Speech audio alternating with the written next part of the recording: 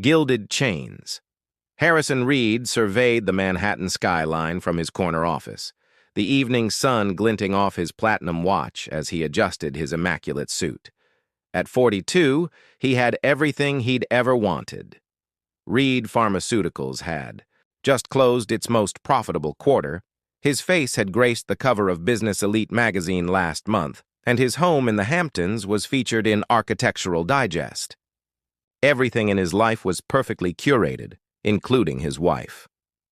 "Mr. Reed, your wife is here," his assistant Vanessa announced, her voice carrying a hint of something that might have been disapproval if Harrison cared to notice.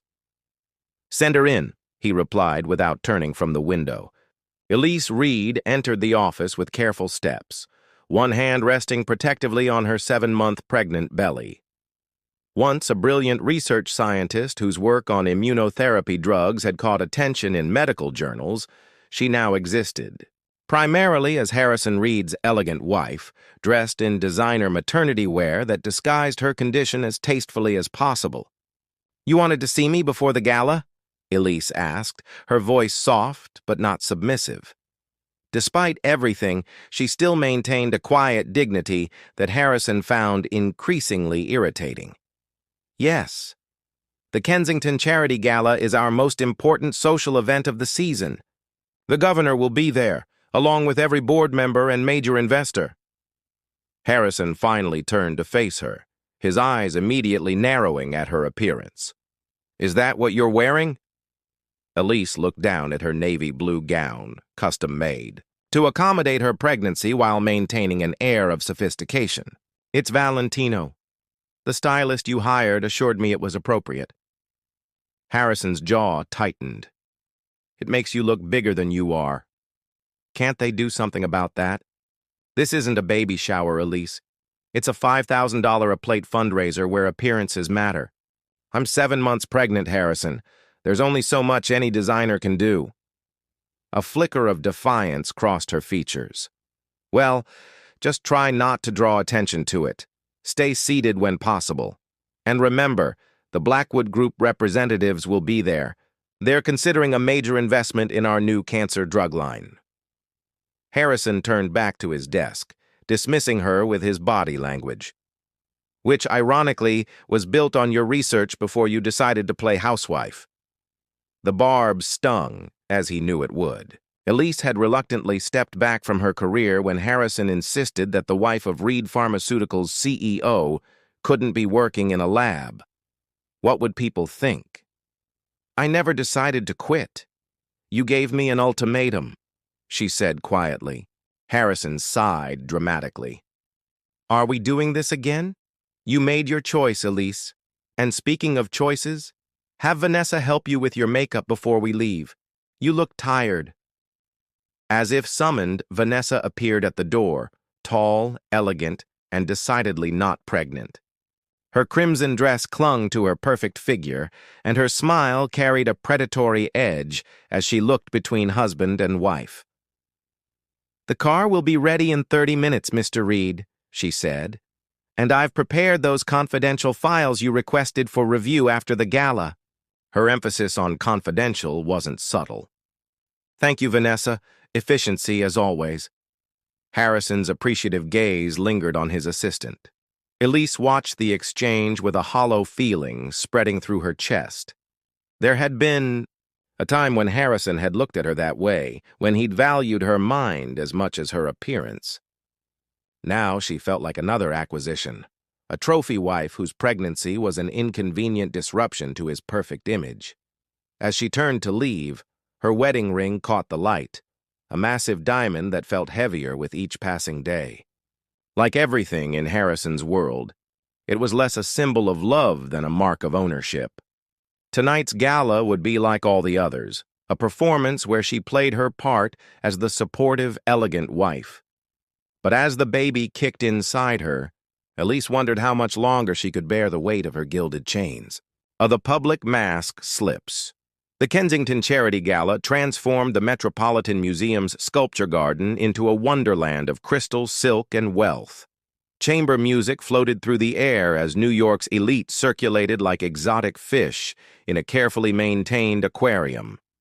Harrison moved through the crowd with practiced ease, Elise on his arm like an accessory that complemented his bespoke tuxedo.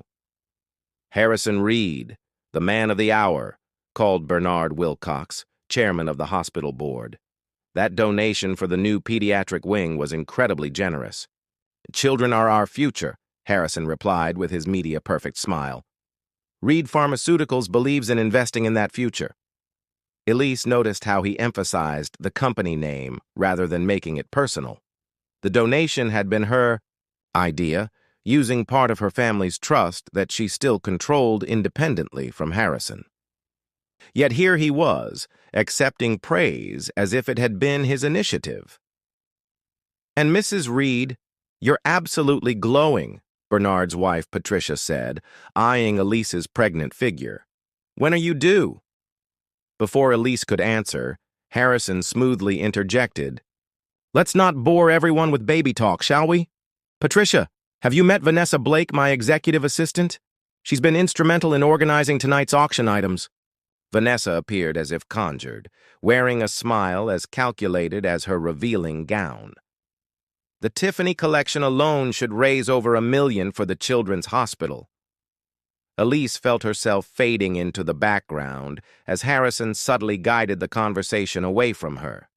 It was a pattern she'd grown accustomed to, being showcased when it suited his image, then rendered invisible when her pregnancy threatened to overshadow his carefully crafted narrative of power and success.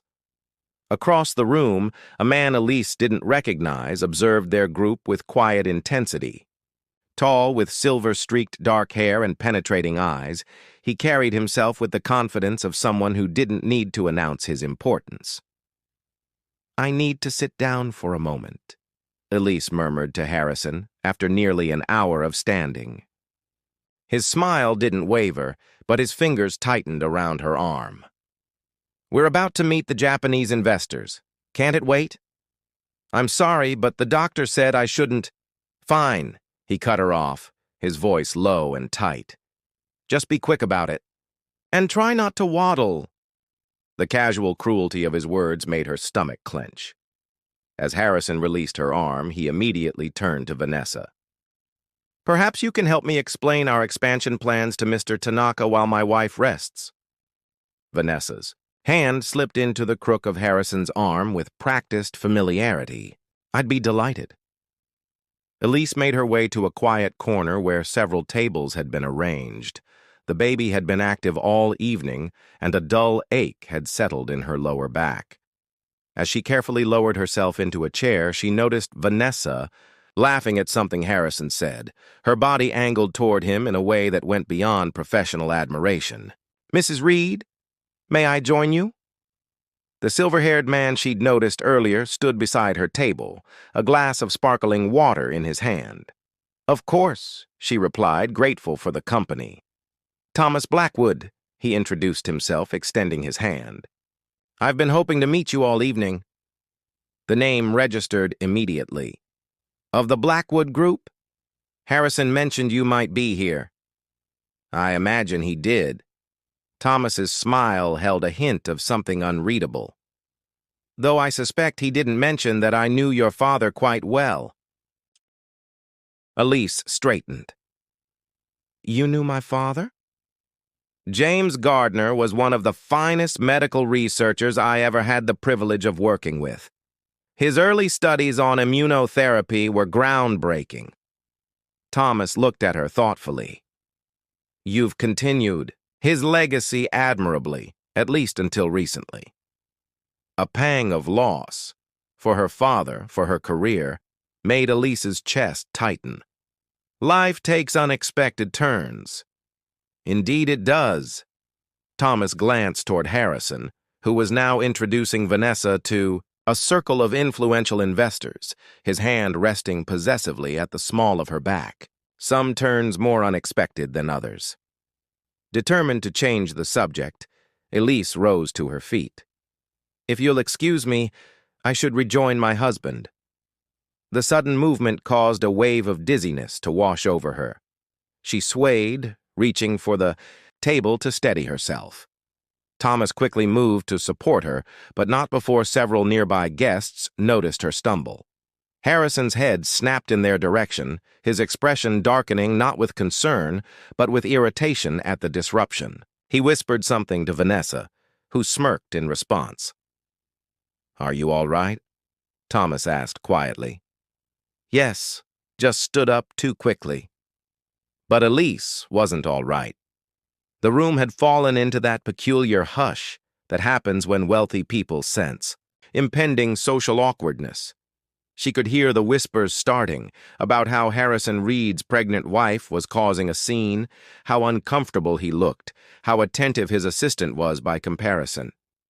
Harrison approached with measured steps, his smile rigid. "Darling, you're making a spectacle," he murmured through clenched teeth. "Perhaps you should have stayed home if you couldn't handle a simple evening out." "I'm fine, Harrison, just a momentary dizzy spell." "Well, it's disrupted my conversation with potential investors." His voice was low but cutting.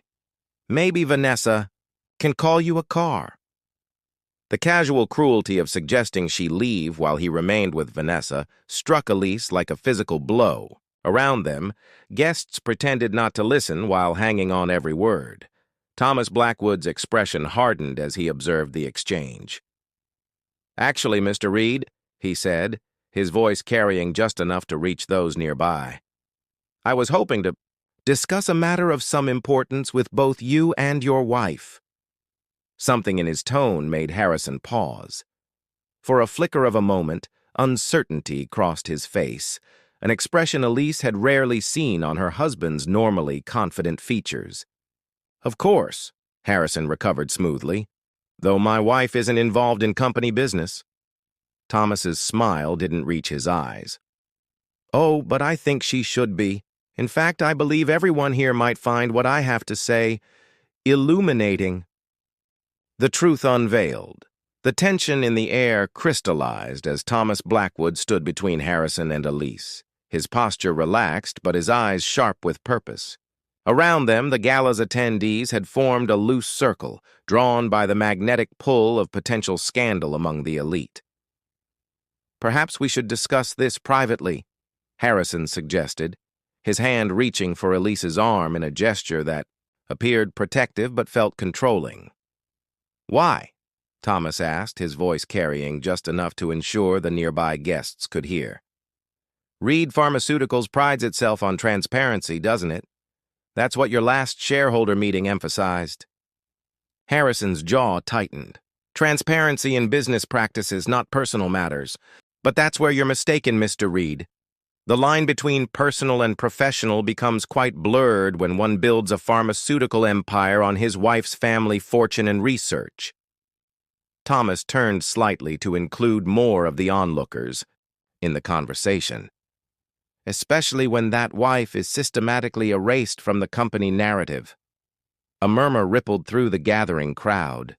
Vanessa stepped closer to Harrison, her hand possessively touching his back in a gesture that didn't go unnoticed. "I don't know what you think you know about my company," Harrison began, his voice dropping to a dangerous tone. "But Reed Pharmaceuticals was built through my vision and leadership." Thomas raised an eyebrow. "Was it? 7 years ago, Reed Pharmaceuticals was a struggling startup with 3 employees and mounting debt. Then you married Elise Gardner, daughter of James Gardner, whose immunotherapy research was revolutionizing cancer treatment." Elise felt her heart pounding as long-buried truths began rising to the surface. She'd never spoken publicly about these matters, maintaining the image Harrison had crafted out of a misplaced sense of loyalty. "Ancient history," Harrison dismissed with a wave. "What matters is where the company is now." "Interesting perspective," Thomas replied. "But I wonder if your investors know that your initial capital came entirely from the Gardner Family Trust, or that the patent for your flagship drug, Immunex, was based on research Elise conducted at Princeton before you convinced her to leave academia?" The whispers around them grew louder. Governor Wilson, who had been hovering at the edge of the group, moved closer with interest. "This is absurd," Harrison snapped, his composure cracking. My wife chose to step back from her career, and any financial arrangements within our marriage are private. Private, yes, but not when you've built a public persona claiming sole credit for innovations that weren't yours. Thomas turned to address Elise directly. Mrs. Reed, I apologize for bringing this forward so publicly, but I've spent the past year investigating Reed Pharmaceuticals for potential investment. What I discovered was troubling. He reached into his jacket and withdrew a slim folder. Documents showing that Harrison transferred your research patents to the company without proper attribution. Financial records indicating that $42 million from your family trust was used to rescue the company during its critical early phase. And most concerning, evidence that you were removed from the board of directors while on bed rest during your first pregnancy, a pregnancy that ended in miscarriage. While Harrison was in Aspen with Ms. Blake, Elise felt the blood drain from her face. The miscarriage had been devastating, made worse by Harrison's absence and subsequent dismissal of her grief as an unfortunate business interruption. How dare you? Harrison hissed, but the damage was done. The assembled guests were no longer pretending not to listen. They were openly staring, their expressions ranging from shock to disgust. Vanessa took a step back from Harrison, suddenly aware that associating with him might no longer be advantageous. I've compiled this information because the Blackwood Group doesn't invest in companies built on deception, Thomas continued, addressing the wider audience now. We value integrity and proper attribution in medical research. Reed Pharmaceuticals has produced valuable medications, but its foundation is built on appropriating the work and wealth of Elise Gardner Reed. Governor Wilson cleared his throat. Harrison, is this true? The Gardner research was the basis for Immunex? Harrison's face flushed with fury and embarrassment. The development process was complex. Many researchers contributed. Yes or no, Harrison? The governor pressed, his political instincts alert to the shifting dynamics. For the first time in their marriage, Elise watched her husband falter, unable to spin a convincing narrative. The powerful CEO image he'd cultivated was crumbling before her eyes. Yes, she said clearly, finding her voice. The core research was mine, based on my father's work. Harrison provided the business structure, but the science, the innovation, that makes Immunex effective, came from the Gardner lab.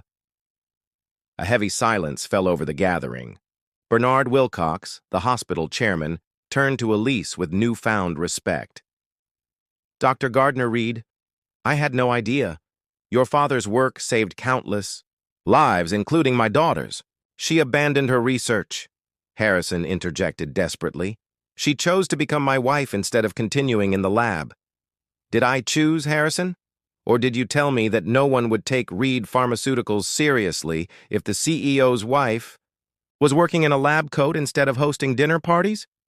Elise's voice remained steady, despite the emotion building inside her. Did I choose to have my name removed from the patents?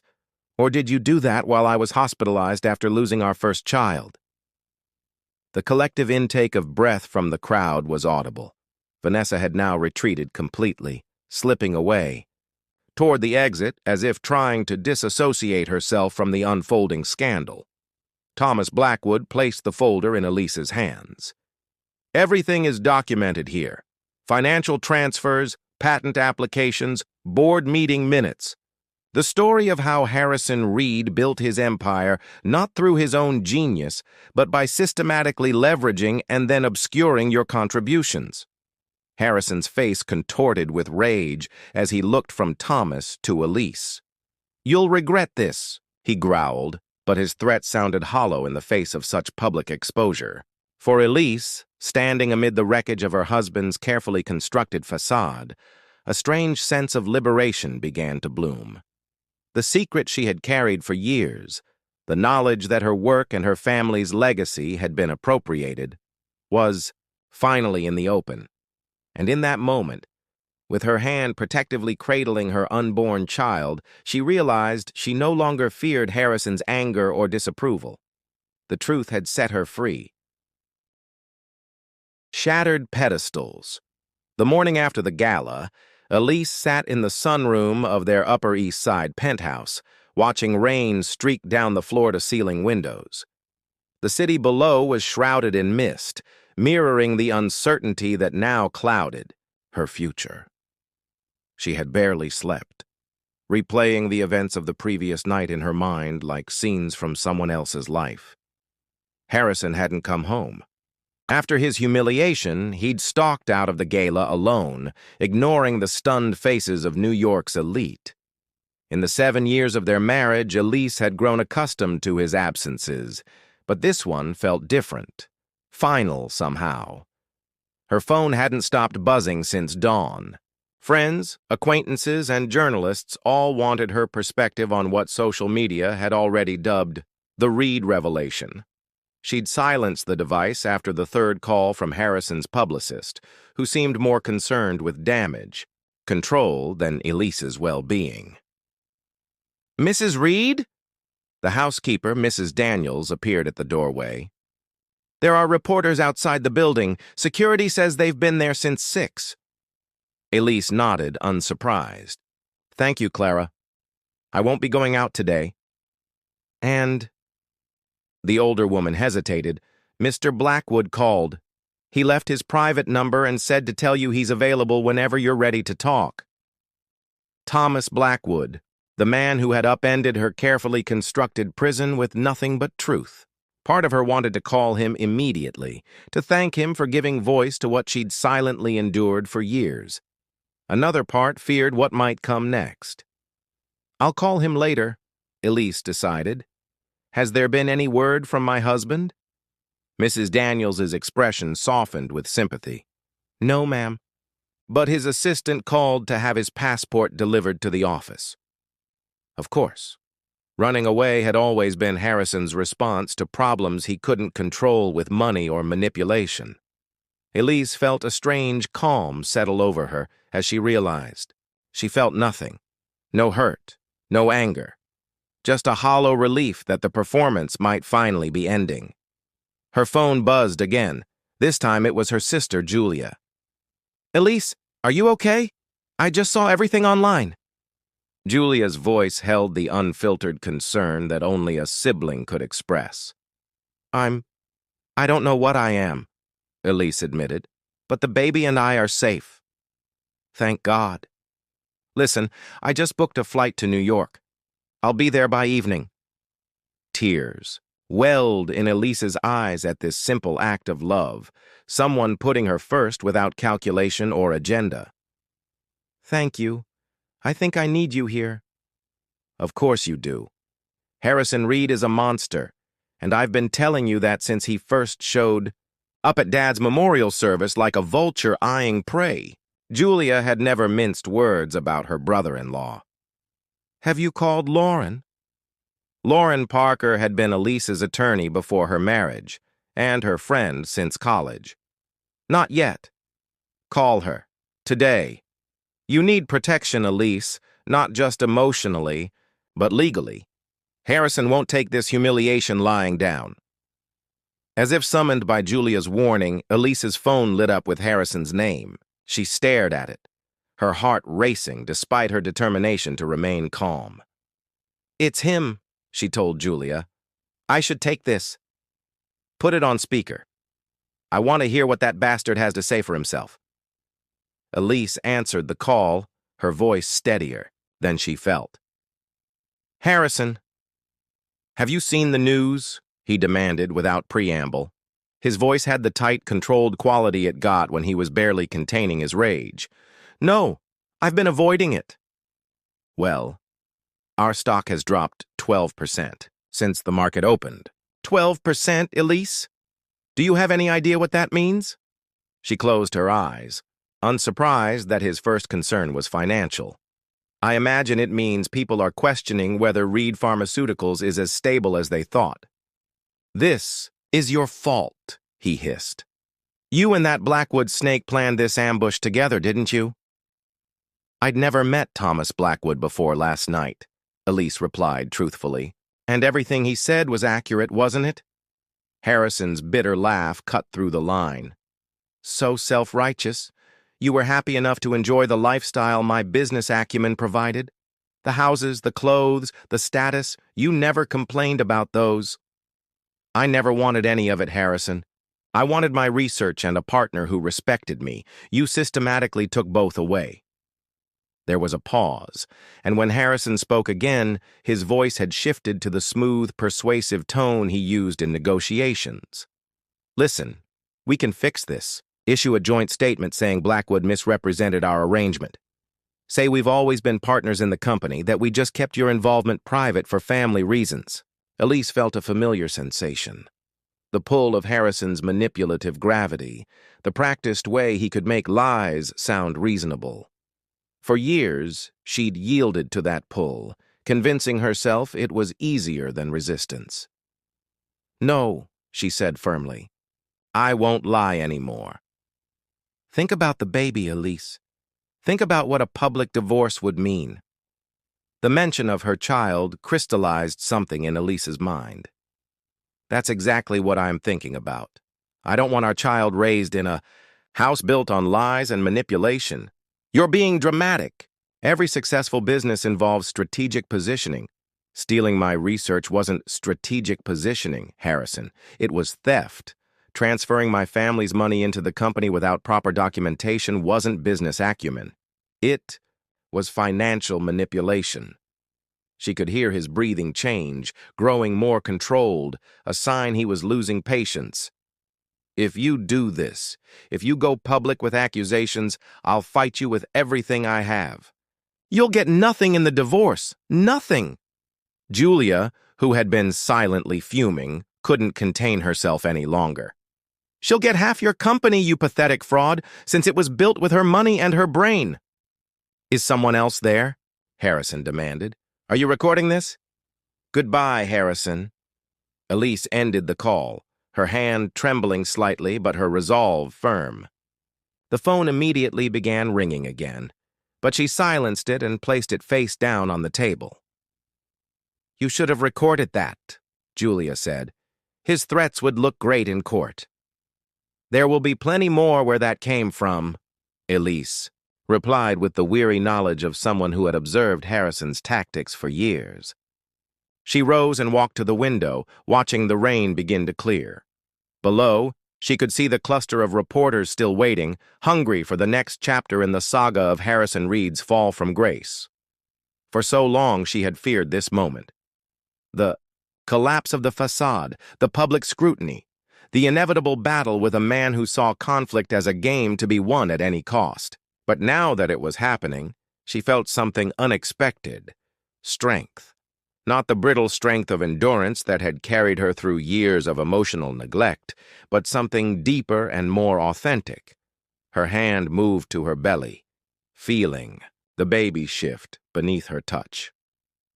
We're going to be okay, she whispered, a promise to her child and to herself. The pedestal Harrison had built for himself and the cage he had built for her lay in ruins. But from those ruins, Elise Gardner Reed was determined to reclaim what had been taken from her: her voice, her work, and her future. Redemption's Path. 6 months later, spring sunlight streamed through the windows of Elise's new office at Gardner Biomedical Research Institute. The space was nothing like Harrison's imposing corner office, with its intimidating views and cold minimalism. Instead, Elise had created a place that balanced professional functionality with personal warmth: medical journals alongside family photos, state-of-the-art equipment beside a comfortable seating area where colleagues could collaborate. In the adjacent nursery, 3-month-old Clara napped peacefully under the watchful eye of Elise's assistant. Becoming a mother and relaunching her career simultaneously hadn't been easy, but Elise had discovered reserves of strength she never knew she possessed. The preliminary results from the clinical trials are in, announced Dr. Olivia Winters, entering with a tablet in hand. Once a researcher at Reed Pharmaceuticals who had quietly resented how Harrison took credit for her team's work, she had been among the first to join Elise's new venture. The enhanced immunotherapy protocol is showing a 72% response rate in patients who failed traditional treatments. Elise felt a surge of satisfaction. That's even better than we projected. Let's review the data this afternoon with the full team. Will Thomas be joining the call? Olivia asked with a knowing smile. Elise felt a slight flush warm her cheeks. Thomas Blackwood had been true to his word, providing not just moral support, but substantial investment in her independent research institute. Their professional relationship had gradually evolved into something more personal, a slow-blooming connection based on mutual respect and shared values. "He's in London until Thursday," Elise replied, "but he'll want to hear about this immediately." Her phone buzzed with a news alert. Even after months, the business media remained fascinated by what they called the Reed Reckoning. Today's headline made her pause. Former pharmaceutical giant Harrison Reed faces federal charges for fraud and patent infringement.